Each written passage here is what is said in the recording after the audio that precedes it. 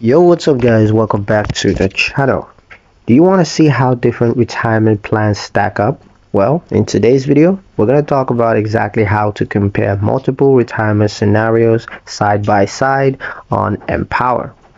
The first step is to open the retirement planner. So from your dashboard you want to click planning and then go to retirement planner.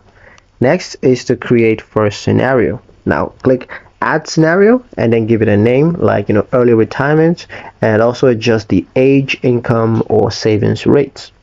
Next is to add another scenario.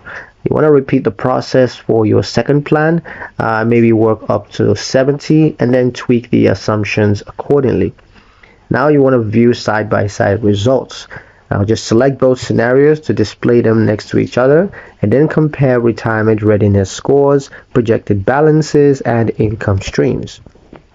The fifth and final step, of course, is to analyze and decide. Now you're going to use the results to choose the path that gives you the most financial security and flexibility. And that's pretty much it for the video, guys. Hope you liked it. Hope you found the information here useful enough.